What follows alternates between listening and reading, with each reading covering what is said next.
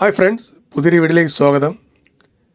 ഇന്നത്തെ വീഡിയോയും പോർച്ചുഗലിലെ ലിസ്ബണിലെ മറ്റൊരു മനോഹരമായ ഒരു വീഡിയോ ആണ്. അപ്പോൾ നമുക്കെന്തായാലും വീഡിയോയിലേക്ക് പോകാം. അപ്പോൾ നമ്മുടെ ചാനൽ ആദ്യമായിട്ടാണ് നിങ്ങൾ കാണുന്നതെങ്കിൽ സബ്സ്ക്രൈബ് ചെയ്യുക, കൂടെ ബെൽ ബട്ടൺ അമർത്തുക. എങ്കിൽ ഇനി വരുന്ന മനോഹരമായ വീഡിയോസിൻ്റെ നോട്ടിഫിക്കേഷൻ നിങ്ങൾക്ക് ആദ്യമായിട്ട് ലഭിക്കും. അപ്പോൾ പെട്ടെന്ന് കയറി കാണുകയും ചെയ്യാം. അപ്പോൾ നമുക്കെന്തായാലും വീഡിയോയിലേക്ക് പോകാം. അപ്പോൾ ഞാൻ ഇന്ന് നിൽക്കുന്നത് ലിസ്ബണിലാണ്. അപ്പോൾ ഇന്ന് ലിസ്ബണിലെ മറ്റൊരു ഭാഗത്തേക്കാണ് നമ്മൾ യാത്ര പോകുന്നത്. അപ്പോൾ ഞാൻ ഇവിടെ ജസ്റ്റ് കൗതുകമായിട്ട് നമ്മൾ ഒരു കാഴ്ച കണ്ടത് ഇവിടുത്തെ ഈ ഒരു ബസ്സും പിന്നെ ഈ ഒരു ഇവിടുത്തെ ഓട്ടോറിക്ഷകളും ഭയങ്കര രസമാണ്. നമ്മൾ കഴിഞ്ഞ വീഡിയോയെ കുറിച്ച് സംസാരിച്ചു. അപ്പോൾ എന്തായാലും ജസ്റ്റ് കാണിച്ചതേ ഉള്ളൂ. അപ്പോൾ എന്തായാലും ഇന്ന് ലിസ്ബണിലെ മറ്റൊരു ഭാഗം നമുക്ക് ഒരു എക്സ്പ്ലോർ ചെയ്യാം. ഈ കാണുന്ന മരം എന്ന് പറഞ്ഞത് നമ്മുടെ നാട്ടിലെ വേപ്പ് മരം പോലെയാണ് നിൽക്കുന്നത്. വേപ്പ് അത് വലിയൊരു മരമായ എങ്ങനെ നിൽക്കും, ആ ഒരു സംഭവമാണ്. അപ്പോൾ അതുപോലെയാണ് ഇവിടെ കാണാൻ സാധിച്ചത്. വേപ്പല്ല, പക്ഷേ വേപ്പ് പോലെ, നമ്മുടെ നാട്ടിലെ വേപ്പ് മരം പോലെയാണ്. അപ്പോൾ എന്തായാലും ഞാൻ ഉച്ച കഴിഞ്ഞൊരു സമയമാണ്. അപ്പം വെയിലാണെങ്കിലും ഇവിടെ തണുപ്പാണ്, അതുകൊണ്ട് നല്ലൊരു കാലാവസ്ഥയാണ്. അപ്പോൾ നമുക്ക് എത്ര നടന്നാലും വിയർക്കയില്ല. അപ്പം നമ്മൾ കഴിഞ്ഞ വീഡിയോയിൽ ചർച്ച ചെയ്തപോലെ തന്നെ ഇവിടുത്തെ മനോഹരമായ വണ്ടികളും അതൊക്കെ നമ്മൾ കഴിഞ്ഞ വീഡിയോയിൽ ചർച്ച ചെയ്തു. അപ്പോൾ അതിൻ്റെ മനോഹരമായ കാഴ്ചയൊക്കെ നമുക്ക് ഈ വീഡിയോയിലും കാണാൻ സാധിക്കും. അപ്പം ഞാൻ ഇന്ന് ഈ ആൾക്കാർ കൂടുതൽ താമസിക്കുന്ന ഒരു ഏരിയയിലൂടെയാണ് ഞാൻ ഇന്ന് ഇറങ്ങിയിരിക്കുന്നത്. ഇവിടെ ഇതൊക്കെ ഒരു നമ്മുടെ PG പോലെ എന്ന് പറഞ്ഞാൽ ഇതൊരു വീടല്ല. നമ്മുടെ ഈ വലിയ കെട്ടിടങ്ങളിൽ ഈ വാടകയ്ക്ക് താമസിക്കുന്നതും അല്ലെങ്കിൽ ഇവിടെ ഇങ്ങനെ വീടുകളൊന്നുമില്ല, നമ്മളെപ്പോലെ ഒറ്റപ്പെട്ട വീടുകളൊന്നുമില്ല. അപ്പോൾ ഇതേപോലെ സ്ഥലങ്ങളിലൊക്കെയാണ് ഇവിടുത്തെ ആൾക്കാർ താമസിക്കുന്നത്. നമ്മൾ പുറമേ നോക്കുമ്പം വലിയ സെറ്റപ്പായിട്ട് തോന്നില്ല, പക്ഷേ അകത്ത് നോക്കുമ്പോൾ ഭയങ്കര സെറ്റപ്പാണ്. അപ്പോൾ ഇതാണ് ഇവിടുത്തെ മറ്റൊരു ജംഗ്ഷൻ എന്ന് പറയുന്നത്. അപ്പോൾ എവിടെയാണെന്ന് ഇഷ്ടംപോലെ സഞ്ചാരികൾ എത്തിച്ചേരുന്നൊരു സ്ഥലം.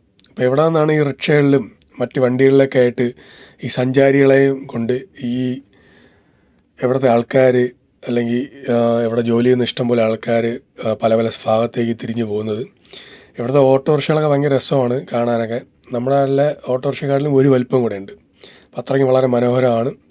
പിന്നെ അത് കളർഫുള്ളായിട്ട് തന്നെ അവർ ചെയ്തിരിക്കുന്നത്, അതാണ് ഏറ്റവും വലിയ പ്രത്യേകത. അപ്പോൾ ഞാൻ എന്തായാലും കുറച്ച് ഉള്ളിലേക്കാണ് കയറി പോകുന്നത്.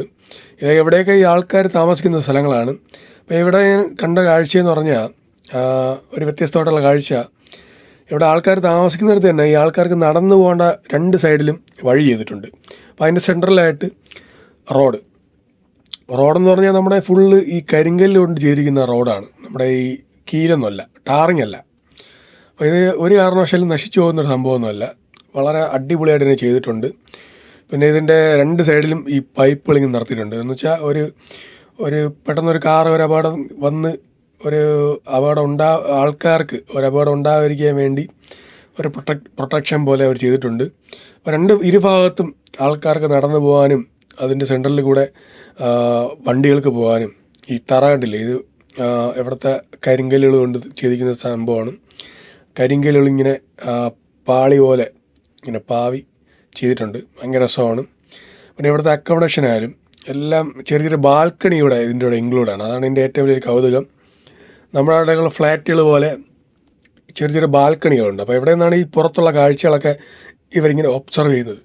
അപ്പോൾ നമുക്ക് പുറത്തിറങ്ങേണ്ട കാര്യമില്ല, ഇവിടെ വീട്ടിലിരുന്ന് തന്നെ നമുക്ക് ഈ പുറത്തുള്ള കാഴ്ചകളും ഈ സഞ്ചാരികളൊക്കെ നമുക്ക് കാണാൻ സാധിക്കും. അതാണ് എൻ്റെ ഏറ്റവും വലിയൊരു പ്രത്യേകത. പിന്നെ ഇവിടുത്തെ കച്ചവട രീതികളായാലും ഇഷ്ടംപോലെ ഇന്ത്യക്കാരും മറ്റു രാജ്യക്കാരായിട്ടുള്ള ഇഷ്ടംപോലെ ആൾക്കാരെ നമുക്കിവിടെ കാണാൻ സാധിക്കും. ഇന്ത്യയിൽ നിന്ന് തന്നെ ഇഷ്ടംപോലെ ആൾക്കാർ ഇവിടെ കുടിയേറി പാർക്കുന്നുണ്ട്. അവരൊക്കെ ഏറ്റവും കൂടുതൽ ഇവിടെ കടകൾ നടത്തി ജീവിക്കുന്ന ആൾക്കാരാണ്. പിന്നെ ഇവിടുത്തെ വഴിയോരങ്ങൾ തന്നെ ഭയങ്കര രസമാണ്. ഈ ഒരു പടിക്കെട്ടുകളും ഇതൊക്കെ ഈ ഓരോരോ വീട്ടിലേക്ക് കയറി പോകുന്ന പടിക്കെട്ടുകളാണ്. ഈ റോഡിൽ നിന്ന് നമ്മൾ നേരെ ആ ഒരു വഴിയോരം ഭയങ്കര രസമാണ്. ഈ മാർബിളിൻ്റെ പീസുകൾ കൊണ്ടിങ്ങനെ മനോഹരമായിട്ട് ചെറിയ പീസുകൾ കൊണ്ടിങ്ങനെ വളരെ കളർഫുള്ളായിട്ട് തന്നെ ചെയ്തിരിക്കുന്നു. ഇതിൻ്റെ ആ ഒരു ചെറിയൊരു വരാന്ത എന്ന് വേണം പറയാം. നമ്മളിപ്പം റോട്ടിൽ നിന്നുള്ള ഒരു സൈഡിലുള്ള ഒരു സംഭവം അതിങ്ങനെ ശകലം പൊക്കി ഈ മാർബിളിൻ്റെ പീസുകൾ കൊണ്ടിങ്ങനെ വളരെ മനോഹരമായിട്ട് ചെയ്തിട്ടുണ്ട്. അത് കാണാൻ തന്നെ ഭയങ്കര രസമാണ്. എന്തായാലും ഈ സ്ഥലത്തൊക്കെ ഇഷ്ടംപോലെ സഞ്ചാരികളും ഇവിടുത്തെ ജനങ്ങളും താമസിക്കുന്ന സ്ഥലമാണ്. പിന്നെ ഇവിടുത്തെ കച്ചവടക്കാരും അങ്ങനെ എല്ലാം കൊണ്ടൊരു വളരെ ഒരു തിക്കും തിരക്കുള്ള സ്ഥലമാണ്. അപ്പോൾ ഇവിടെ ഇപ്പം വളരെ ആൾക്കാർ കുറവാണ്. ഈ ഒരു ഉച്ച സമയത്തൊക്കെ ആൾക്കാർ വളരെ കുറവാണ്. ഇവിടെ പടിക്കെട്ടുകളായാലും ഈ ഒരു സ്ഥലങ്ങൾ കാണാൻ തന്നെ ഭയങ്കര രസമാണ്. അതാണ് ഈ ഒരു പോർച്ചുഗലിൻ്റെ ഏറ്റവും വലിയ പ്രത്യേകത. ഞാൻ അവിടെ നോക്കിയപ്പം മനസ്സിലാക്കിയ സംഭവം എന്ന് പറഞ്ഞാൽ ഇവിടുത്തെ കെട്ടിടങ്ങളും ഈ ഒരു വഴിയോരങ്ങളും കാണാൻ തന്നെ ഭയങ്കര ഒരു പ്രത്യേക ഭംഗിയാണ്. നമ്മുടെ മുംബൈയിലൊക്കെ നമ്മൾ പോയാൽ അറിയാം ഇങ്ങനൊരു വഴിയോരങ്ങൾ നമ്മളെ അവിടെ ഇതുപോലെ ഈ തിക്കും തിരക്കുള്ള സ്ഥലങ്ങളാണ്. പക്ഷേ ഇത്രയും മനോഹരമായ ഒരു വഴിയോരം നമുക്ക് കാണാൻ സാധിക്കുമെന്ന് ചോദിച്ചാൽ ഇല്ല. അത് ഇന്ത്യയിൽ തന്നെ നമുക്ക് കാണാൻ സാധിക്കുമെന്ന് ചോദിച്ചാൽ ഇല്ലെന്ന് വേണം പറയാൻ. പിന്നെ ഇവിടെ എനിക്ക് ഏറ്റവും കൗതുകമായിട്ട് തോന്നിയത് നമ്മുടെ കഴിഞ്ഞ വീഡിയോ കണ്ടതല്ലേ ട്രാം, അത് വളരെ മനോഹരമായിട്ടൊരു സംഭവമാണ്. ആ ട്രാം പോകുന്ന ഒരു വഴിയോരമാണ് നമ്മളിപ്പം, ആ ഒരു മെയിൻ റോഡാണ് നമ്മളിപ്പോൾ നിൽക്കുന്നത്. അപ്പോൾ ഇഷ്ടംപോലെ സഞ്ചാരികൾ പല ഭാഗത്ത് പോയിട്ട് ഇവിടെ ഇങ്ങനെ നിൽക്കുകയാണ്. അപ്പം ഞാനും ഈ ട്രാമിന് വേണ്ടി ഇങ്ങനെ വെയിറ്റ് ചെയ്തിരിക്കുകയാണ്. അപ്പം ആ ഒരു വീഡിയോ ഷൂട്ട് ചെയ്യാൻ വേണ്ടി ഇങ്ങനെ വെയിറ്റ് ചെയ്ത് നിൽക്കുകയാണ്. എന്തായാലും വളരെ മനോഹരം. ഞാൻ ഇറ്റലിയും ഫ്രാൻസ് അങ്ങനെ കുറേ രാജ്യങ്ങൾ നമ്മളെ ജപ്പാൻ വരെ എക്സ്പ്ലോർ ചെയ്തു. അപ്പോൾ അവിടെ നമ്മളെല്ലാം ഈ ട്രാം കണ്ടു. പക്ഷേ എനിക്ക് തോന്നുന്നു ജപ്പാനും ലിസ്ബനുമാണ് ഒരു ഹിസ്റ്റോറിക്കൽ മോഡൽ എന്ന് പറഞ്ഞാൽ ഒരു പഴയ കാലത്തോട്ട് കൂട്ടിക്കൊണ്ടുപോകുന്ന ഒരു ട്രാം ഉപയോഗിക്കുന്നത് അവരാണ്. അപ്പം നമ്മുടെ ഫ്രാൻസും ഇറ്റലിയൊക്കെ ആണെങ്കിൽ അവർ ഒരു ആധുനിക കാലത്തുള്ള ഒരു ട്രാമാണ് അവർ ഉപയോഗിക്കുന്നത്. നമ്മളിപ്പോൾ ഈ കാണുമ്പോൾ തന്നെ അറിയാം ഇതൊരു പഴയ ഒരു കാലത്തിലേക്ക് നമ്മളെ കൂട്ടിക്കൊണ്ടുപോകും. അപ്പോൾ അത്രയും വളരെ മനോഹരമായിട്ടാണ് ആ ഒരു ട്രാം അവർ ചെയ്തിരിക്കുന്നത്. കണ്ടല്ലേ, ഇഷ്ടംപോലെ സഞ്ചാരികളായിട്ട് ആ ട്രാം നമ്മുടെ മുന്നിൽ കൂടെ പോവുകയാണ്. അതിൻ്റെ പുറകെ തന്നെ കാറിങ്ങനെ പോകുന്നുണ്ട്. ഭയങ്കര രസമാണ്. വെച്ചാൽ ട്രാം പോകുന്ന വഴി തന്നെ ഈ കാറുകളും എല്ലാം ഓടുന്നത്. ഇപ്പം നമ്മുടെ കേരള ഗവൺമെൻറ് ഈ ട്രാം കൊണ്ടുവരുന്നതായിട്ട് എൻ്റെ ശ്രദ്ധയിൽപ്പെട്ടു. അപ്പോൾ ഭാവിയിലൊക്കെ അതിന് വരും. അപ്പോൾ നമ്മുടെ കേരളത്തൊക്കെ ഇത് നമുക്ക് കാണാം. അതൊരു ആധുനിക തലത്തിലുള്ള ഒരു സംഭവമായിരിക്കും അവർ കൊണ്ടുവരുന്നത്. എന്തായാലും വളരെ സന്തോഷം. അപ്പോൾ ഇതാണ് നമ്മൾ ട്രാം പോകുന്നൊരു റോഡെന്ന് പറയുന്നത്. ഇവിടെ കൂടെ ആൾക്കാർ പോവുകയും വണ്ടികൾ പോകുന്നൊരു സ്ഥലം കൂടെയാണ്. ഉണ്ടല്ലോ, ഈ ഒരു വീടിൻ്റെ ഈ ആൾക്കാർ താമസിക്കുന്നതിൻ്റെ ഫ്രണ്ടിൽ കൂടെ തന്നെ ട്രാം പോകുന്നു. നമ്മുടെ നാട്ടിലൊക്കെ ഈ ബസ്സുകളും കാറുകളൊക്കെ നമ്മൾ റോഡിലൂടെ പോകും. ഇവിടെ ട്രാം, കാറുകളെല്ലാം കൂടെ, ബസ്സുകളെല്ലാം കൂടെ പോകും. അപ്പം വളരെ ഭംഗിയാണ്. ഉണ്ടല്ലോ, ഇവിടെ ഈ ഓട്ടോറിക്ഷകൾ, ഈ വനിതകൾ ഇഷ്ടം പോലെ നമുക്ക് കാണാം. നമ്മുടെ നാട്ടിലും വനിതകളുണ്ട്. അപ്പോൾ ഇവിടെ ഏറ്റവും കൂടുതൽ വനിതകളെയും കാണാൻ സാധിക്കുന്നുണ്ട്. സഞ്ചാരികളായിട്ട് പല ഭാഗത്തോട്ട് നമുക്ക് കാണാം. ഇവിടെ ഓട്ടോറിക്ഷകളൊക്കെ ഗ്രാഫിക്സ് ചെയ്താണ് ചെയ്തിരിക്കുന്നത്. ഭയങ്കര രസമാണ്. നമ്മൾ MVD കണ്ടു കഴിഞ്ഞാൽ നമ്മുടെ നാട്ടിലൊക്കെ എന്ന് വെച്ചാൽ വിഷയമാണ്. ഇവിടെ വിഷയമൊന്നുമില്ല. അപ്പോൾ ഞാനിപ്പം ഈ എത്തി നിൽക്കുന്ന സ്ഥലം എന്ന് പറഞ്ഞാൽ വളരെ ഒരു പ്രത്യേകത നിറഞ്ഞൊരു സ്ഥലമാണ്. കാരണം ലിസ്ബണിലെ നമ്മുടെ പോർച്ചുഗലിലെ ലിസ്ബണിലെ 17-ാം നൂറ്റാണ്ടിലെ ഒരു പള്ളിയും ഒരു ആശ്രമവും കൂടെയുള്ള ഒരു സംഭവമാണ്. എന്ന് വെച്ചാൽ 17-ാം നൂറ്റാണ്ടിൽ അവർ നിർമ്മിച്ച ഒരു പള്ളിയും അതിൻ്റെ കൂടെ തന്നെ ഒരു ആശ്രമം, ആ ഒരു സ്ഥലത്താണ് ഞാനിപ്പോൾ നിൽക്കുന്നത്. അപ്പം ഇഷ്ടംപോലെ സഞ്ചാരികൾ ഓൾറെഡി ഇവിടെ വന്നു കഴിഞ്ഞു. അപ്പം ഞാനും ഒരു ഉച്ച കഴിഞ്ഞാണ് ഇവിടെ വന്നിരിക്കുന്നത്. അപ്പോൾ ആൾക്കാരിങ്ങനെ വന്ന് തിരക്ക് കൂടുന്നൊരു സമയമാണ്. അപ്പോൾ ഞാൻ എന്തായാലും ജസ്റ്റ് ഈ പള്ളിക്കകത്തുനിന്ന് ജസ്റ്റ് നമുക്ക് കയറി കാണാം. അല്ലാതെ ഞാൻ മൊത്തത്തിലൊന്നും കവർ ചെയ്യുന്നില്ല. നമുക്ക് ടിക്കറ്റൊക്കെ എടുത്ത് വേണം ഇതിനകത്ത് മൊത്തം ഒന്ന് കവർ ചെയ്യാൻ. ഈ ആശ്രമവും ഇതിൻ്റെ ഭാഗങ്ങളെല്ലാം കാണണമെങ്കിൽ നമ്മൾ ടിക്കറ്റ് എടുക്കണം. അപ്പോൾ നമ്മൾ ടിക്കറ്റ് എടുക്കുന്നില്ല. കാരണം ഞാൻ എൻ്റെ പുറത്തുള്ള കാഴ്ചകൾ ജസ്റ്റ് ഒന്ന് കാണാൻ വേണ്ടിയാണ് വന്നത്. അപ്പോൾ എന്തായാലും നമുക്ക് ജസ്റ്റ് വേണമെങ്കിൽ പള്ളിക്കകത്തുനിന്ന് കയറി നമുക്ക് എന്തൊക്കെയാണ് കാഴ്ചകളെന്ന് നോക്കാം. എന്തായാലും ഈ 17-ാം നൂറ്റാണ്ടിൽ നിർമ്മിച്ച ഒരു അത്ഭുതം തന്നെ വേണം പറയാം. കാരണം വളരെ ഭംഗിയാണ്. എന്ന് വെച്ചാൽ ഒരു പ്രത്യേകതരം ഈ പോർച്ചുഗലിലെ ദേവാലയങ്ങളെന്ന് പറഞ്ഞാൽ ഒരു പ്രത്യേകതരം ഒരു ഡിസൈനിങ്ങാണ് അവർ ചെയ്തിരിക്കുന്നത്. നമ്മുടെ ഇറ്റലിയിൽ കാണുന്നത് വേറെ തരം, നമ്മുടെ സ്പെയിനിൽ കാണുന്നത് വേറെ തരം. അപ്പോൾ പോർച്ചുഗലിൽ വളരെ വ്യത്യസ്തമായ മോഡലാണ്. എവിടെയും നമ്മളെ മറ്റ് രാജ്യങ്ങളിൽ ഉപയോഗിക്കുന്ന പോലെ തന്നെ മാർബിൾ കൊണ്ടാണ് ഈ ഒരു മനോഹരമായ ഒരു പള്ളി നിർമ്മിച്ചിരിക്കുന്നത്. അപ്പോൾ ഇഷ്ടംപോലെ സഞ്ചാരികൾ ഓൾറെഡി വന്നു കഴിഞ്ഞു. അപ്പോൾ ഇനി തിരക്ക് കൂടുന്നൊരു സമയമാണ്. അപ്പോൾ നമുക്ക് ഈ പടിക്കെട്ടുകൾ കയറി നമുക്ക് ഈ ദേവാലയം, ഇതിൻ്റെ അകംഭാഗം നമുക്ക് നോക്കാം എന്തൊക്കെയാണ് മനോഹരമായ കാഴ്ചകളെന്ന്. അപ്പോൾ ഇതാണ് ഈ ഒരു 360 ഡിഗ്രി ഉള്ള ഒരു വ്യൂ എന്ന് വേണം പറയാം. ഈ ഒരു പള്ളിയുടെ ബാക്ക് ഭാഗത്ത് നമുക്ക് പോയി കഴിഞ്ഞാൽ ഈ സ്ഥലത്തിൻ്റെ 360 ഡിഗ്രി നമുക്ക് കാണാം. അപ്പോൾ ഞാൻ എന്തായാലും ആ ദേവാലയത്തിലൊന്ന് കൈവച്ച് തൊട്ടു. ഭയങ്കര തണുപ്പാണ്. കാരണം മാർബിൾ കൊണ്ട് നിർമ്മിച്ചിരിക്കുകയാണ്. അപ്പം നല്ല തണുപ്പാണ്. അപ്പോൾ എന്തായാലും അതിൻ്റെ അടുത്ത് തന്നെ ഒരു ഫിഷാടനത്തിന് വേണ്ടി ഒരു മാതാവ് ഇരിക്കുന്നുണ്ട്. അപ്പോൾ നമുക്ക് എന്തായാലും പള്ളിക്കകത്തേക്ക് കയറാം. എന്തായാലും വളരെ മനോഹരമായ ഒരു ദേവാലയം എന്ന് വേണം പറയാൻ. അത്രയ്ക്കും വലിയ ഹൈറ്റാണ്. എനിക്ക് ഈ ഒരു ഹൈറ്റിൽ നിന്ന് നമുക്ക് താഴെ ഒന്നും ഷൂട്ട് ചെയ്യാൻ സാധിക്കില്ല. അപ്പോൾ ജസ്റ്റ് ഒന്ന് കവർ ചെയ്ത് കാണിക്കുന്നേ ഉള്ളൂ. ഒരു മാതാവ് ഒരു ഫിഷാടനത്തിന് വേണ്ടി ഇവിടെ ഇരിക്കുന്നത് നമുക്ക് കാണാം. പോർച്ചുഗലിൽ ഞാൻ വന്നപ്പോഴാണ് ഏറ്റവും കൂടുതൽ ഫിഷാടനം ചെയ്യുന്ന ആൾക്കാരെ ഞാൻ കണ്ടത്. അത്രയ്ക്കും വളരെ പാവപ്പെട്ട ആൾക്കാർ താമസിക്കുന്ന ഒരു സ്ഥലം കൂടെയാണ് നമ്മുടെ പോർച്ചുഗലെന്ന് തോന്നുന്നു. കാരണം ഞാൻ യൂറോപ്യൻ കൺട്രിയിൽ വന്നതിൽ ഏറ്റവും കൂടുതൽ ഫിഷാടനം കണ്ടത് ഈ പോർച്ചുഗലിലാണ്. അപ്പോൾ ഞാൻ എന്തായാലും ദേവാലയത്തിനകത്തേക്ക് കയറി. അപ്പോൾ നമ്മുടെ സാധാരണ ദേവാലയങ്ങൾ യൂറോപ്യൻ കൺട്രിയിൽ കാണുന്ന പോലെ തന്നെ വളരെ മനോഹരം എന്ന് വേണം പറയാൻ. ഇതിനകം ഒരു മാതാവിൻ്റെ ഒരു ശില്പം ചെയ്തിട്ടുണ്ട്. നമ്മുടെ റോമിലെ കണ്ടതുപോലെ തന്നെ മെഴുകുതിരികൾ, വളരെ മനോഹരമായ മെഴുകുതിരികൾ, നമുക്ക് വേണമെങ്കിൽ കോയിൻസൊക്കെ ഇടാം, അതിനുള്ള ബോക്സുകൾ ചെയ്തിട്ടുണ്ട്. അപ്പം ഞാനും മെഴുകുതിരിയൊക്കെ എടുത്ത് കത്തിച്ചു. ഇഷ്ടംപോലെ സഞ്ചാരികൾ ഓൾറെഡി ഇതിനകത്തുണ്ട്.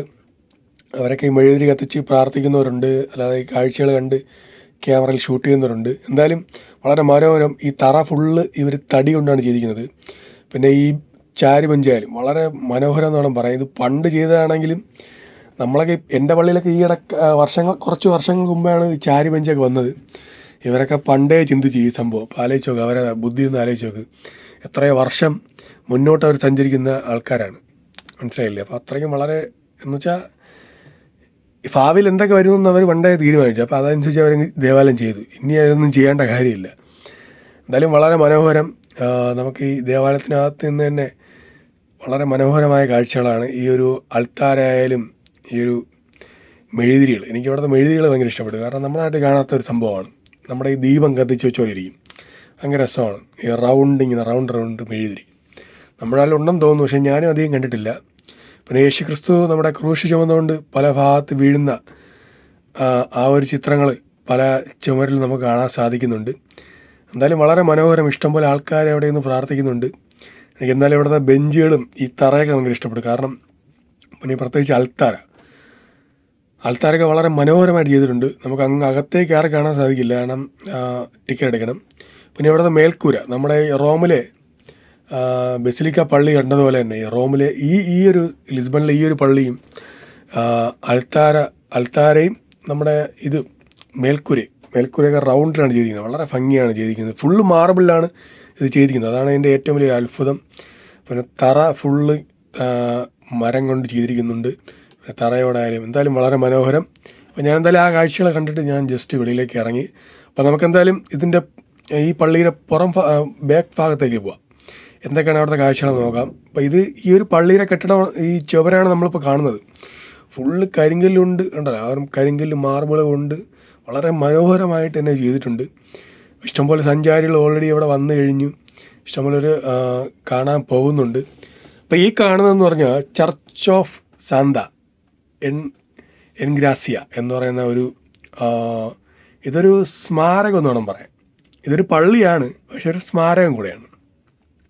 ആ സ്മാരകത്തിൽ പോകുമ്പം റോഡ് സൈഡിൽ നിന്ന് ഇഷ്ടം പോലെ ഈ ചുമരുകളിൽ കളർഫുള്ളായിട്ടുള്ള ചിത്രങ്ങൾ നമുക്ക് കാണാൻ സാധിക്കുന്നുണ്ട്. നമ്മുടെ നാട്ടിലൊക്കെ ഈ സിറ്റിയിലൊക്കെ ഇപ്പം ഇഷ്ടം പോലെ കലാകാരന്മാർ ഈ ഒരു സംഭവം ചെയ്തു വരുന്നുണ്ട്. ഈ രാത്രി ഇങ്ങനെ തിളങ്ങുന്ന, അല്ലെങ്കിൽ ലൈറ്റ് കത്തുമ്പം ലൈറ്റിൽ കൂടെ പ്രകാശിക്കുമ്പം വളരെ തിളങ്ങുന്നൊരു സംഭവം പെയിൻറ്റുകൾ അവർ ചെയ്യുന്നുണ്ട്. അപ്പോൾ ഇതാണ് church of Santa N Grazia എന്ന് പറയുന്ന ഒരു സ്മാരകം. ഇതൊരു പള്ളിയുമാണ്, ഒരു സ്മാരകമാണ്. അപ്പോൾ ഇത് 17-ാം നൂറ്റാണ്ടിൽ പോർച്ചുഗലിലെ ഒരു ലിസ്ബണിലുള്ള ഒരു മനോഹരമായൊരു സ്മാരകമാണ്. അപ്പം സത്യത്തിലൊരു പള്ളിയും കൂടെയാണ്. ഇത് ദേശീയ പന്തിയോണി പരിവർത്തനം ചെയ്യപ്പെട്ടു. അപ്പോൾ ഇതിൽ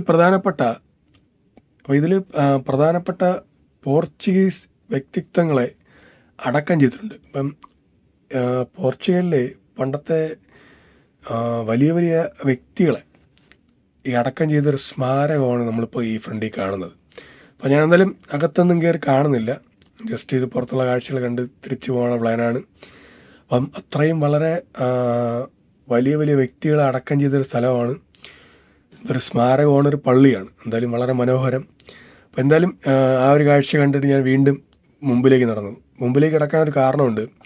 എൻ്റെ മുമ്പിലോട്ട് ദൂരെ കാണുന്നത് ഒരു വലിയൊരു മരത്തിൽ ഇഷ്ടം പോലെ പൂക്കളിങ്ങനെ പൂത്ത് നിൽക്കുന്നുണ്ട്. എന്തായാലും വളരെ മനോഹരം എന്നാണ് പറയുന്നത്. കാരണം ഞാൻ മൂന്നാർ പോയപ്പോഴാണ് ഈ ഒരു സംഭവം കണ്ടിട്ടുള്ളത്. അവിടെ ഈ ഒരു സെപ്റ്റംബർ നവംബറാണെന്ന് തോന്നുന്നു. ആ ഒരു സമയത്ത് ഇതുപോലെ വയലറ്റ് പൂക്കൾ ഇങ്ങനെ പൂത്ത് നിൽക്കും. ഈ തേയിലത്തോട്ടത്തിൻ്റെ സൈഡിലായിട്ട് തന്നെ ഇതുപോലെ മരങ്ങൾ ഇങ്ങനെ പൂത്ത് നിൽക്കും. ഭയങ്കര രസമാണ് കാണാൻ. നമ്മൾ ആ ഒരു പച്ചപ്പിൽ ആ ഒരു വയലറ്റ് പൂക്കൾ ഇങ്ങനെ കാണാൻ ഭയങ്കര രസമാണ്. അപ്പോൾ എനിക്ക് ആ ഒരു കാഴ്ച ഇവിടെ ഓർമ്മ വന്നു. അപ്പോൾ ആ ഒരു സംഭവം ഷൂട്ട് ചെയ്യാൻ വേണ്ടിയാണ് ഇങ്ങോട്ട് വന്നത്. എന്നാലും തറയിൽ കണ്ടില്ലേ, ഫുള്ളിങ്ങനെ വയലറ്റ് പൂക്കൾ ഇങ്ങനെ തൊഴിഞ്ഞ് കിടക്കുകയാണ്.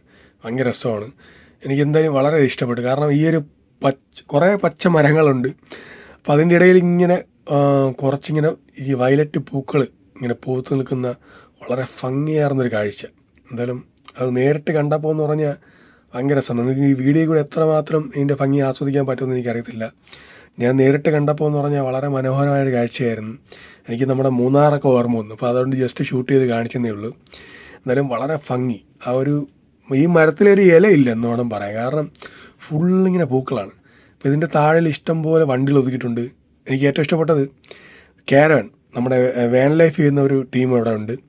അവിടെ സൈക്കിളൊക്കെ ഇങ്ങനെ ബാക്കി വെച്ച് കെട്ടി, ഇതിൻ്റെ ഡ്രീമാണ്. ഞാൻ എന്തായാലും ഭാവിയിൽ ഇങ്ങനെ ചെയ്യണമെന്നൊക്കെയാണ് എൻ്റെ ആഗ്രഹം. അപ്പോൾ നമ്മുടെ നാട്ടിൽ അലോഡല്ല. അപ്പം യൂറോപ്പിലെന്ന് വെച്ചാൽ നമുക്കൊരു വീടൊന്നും ആവശ്യമില്ല, ഇതുപോലൊരു കാരവൻ മാത്രം മതി യൂറോപ്പ് മൊത്തം നമുക്ക് കവർ ചെയ്യാം.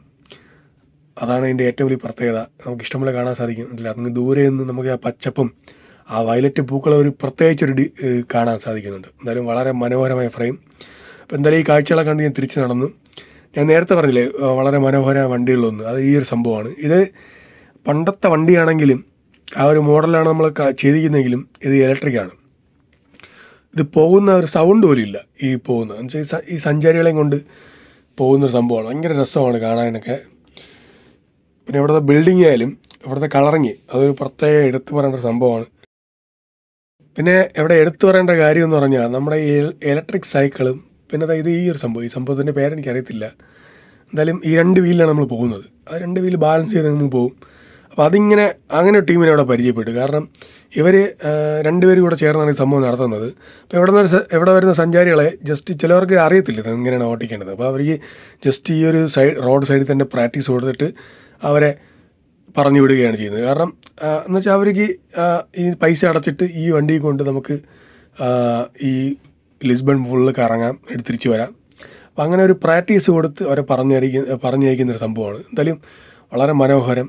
അത് നമ്മുടെ നാട്ടിലൊക്കെ ഇല്ലെന്ന് വേണം പറയാൻ. ഞാൻ യൂറോപ്പിൽ പല ഭാഗത്ത് കണ്ടിട്ടുണ്ട്, പക്ഷേ ഇതിൻ്റെ പേരെനിക്കറിയത്തില്ല. എന്തായാലും നെറ്റിൽ സെർച്ച് ചെയ്ത് നോക്കണം. അപ്പോൾ എന്തായാലും ഇലക്ട്രിക് സൈക്കിൾ എനിക്കറിയാം. ഇലക്ട്രിക് സൈക്കിളും പിന്നെ ഈ ഒരു സംഭവം ഇത് യൂറോപ്പിന് എടുത്തു പറയേണ്ട സംഭവമാണ്. ഇതിന് വേണ്ടി പ്രത്യേക ട്രാക്ക് വരെ അവിടുത്തെ ഗവൺമെൻറ് ചെയ്തിട്ടുണ്ട്. അതാണ് ഇതിൻ്റെ ഏറ്റവും വലിയ പ്രത്യേകത. അപ്പോൾ നിങ്ങൾക്ക് എന്തായാലും ഈ വീഡിയോ മനോഹരമായി ഇഷ്ടപ്പെടുമെന്ന് പ്രതീക്ഷിക്കുന്നു. അപ്പോൾ ഇനി മനോഹരമായ വീഡിയോസുമായി നമുക്ക് അടുത്ത് കാണാം. Thanks for watching.